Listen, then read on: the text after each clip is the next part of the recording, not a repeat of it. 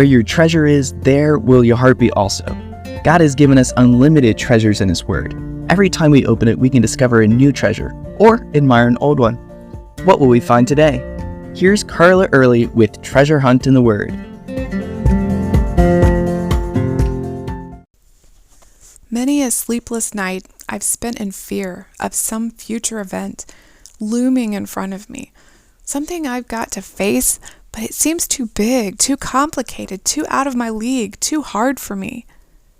The next time that happens, I plan to go to Deuteronomy 7:17 through 21. To give you a little background, the Israelites had spent the majority of their lives in the wilderness, wandering around, following the pillar of cloud by day and the pillar of fire by night, eating manna off the ground, waiting for their parents' disobedient generation to die off so that they could enter the land that God had promised their ancestors. As that time drew nigh, God knew that fear would creep into their hearts, so He gave them 3 things to remember. Let me read the passage to you. If you should say in your heart, "These nations are greater than I, how can I dispossess them?" You shall not be afraid of them, but you shall remember well what the Lord your God did to Pharaoh and to all of Egypt, the great trials which your eyes saw, the signs and the wonders, the mighty hand and the outstretched arm by which the Lord your God brought you out. So shall the Lord your God do to all the people of whom you are afraid.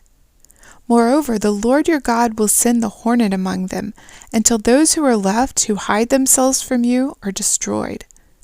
You shall not be terrified of them, for the Lord your God, the great and awesome God, is among you.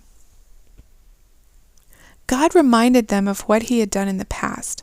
Many of them would have remembered the plagues and miraculous delivery from Egypt, not to mention the parting of the Red Sea. For those born in the 40 years of wandering, they had seen battles won, their clothes never wearing out, the daily manna they gathered. God had a history with them of miracles that could only have come from His hand.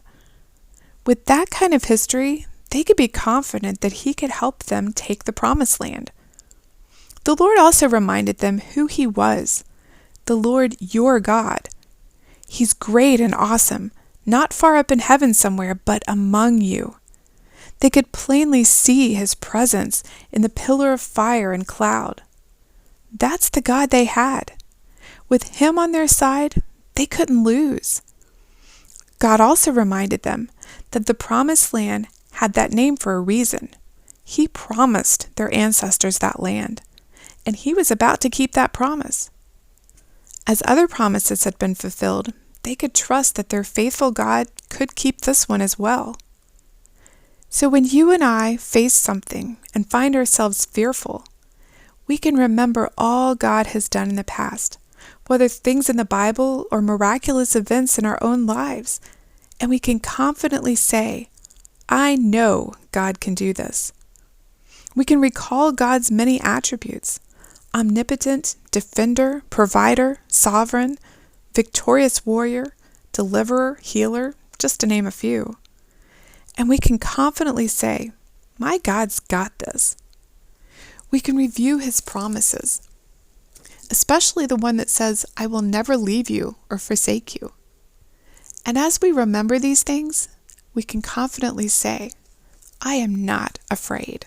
You can contact us at treasurehuntintheword@gmail.com.